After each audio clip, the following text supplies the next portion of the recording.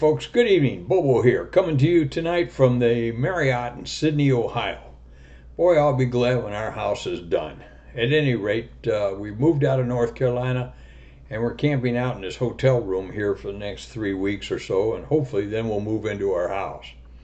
At any rate, I thought of a story that actually occurred in Australia. And I was talking to the pilot of the incident. He was a helicopter pilot. And he was out flying one day with a flight surgeon, taking a flight surgeon for a ride. At any rate, he had flown with this guy for a few times and kind of knew him a little bit, was teaching him how to fly helicopters. So he happened to ask the guy this one afternoon, he says, well, how would you like the takeoff? And the flight surgeon said, oh, that'd be great, mate. It was all right, handing over, and the flight surgeon said, take it over.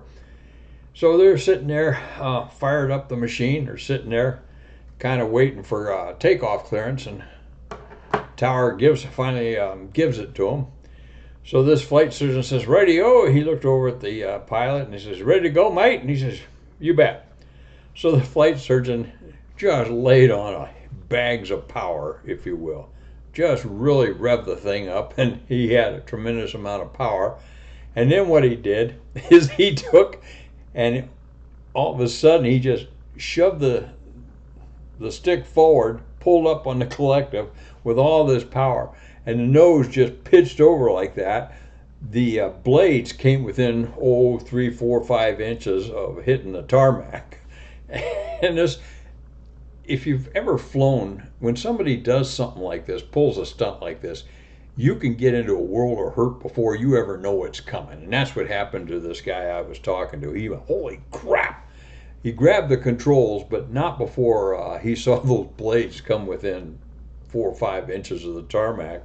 He takes control of the helicopter and gets it stabilized and kind of limps airborne, if you will. And finally, he looks over at the flight surgeon. He says, what in the heck was that all about? And the flight surgeon says, well, I was just complying with tower's instructions. And he said, what do you mean by that? And he said, well, the tower told us to take off suddenly. And the pilot looked at him. He said, no, you fool. He said, take off southerly.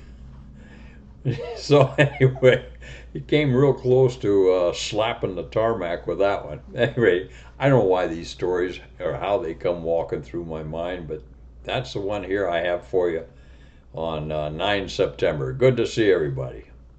This is Bobo Base Gear. Stop.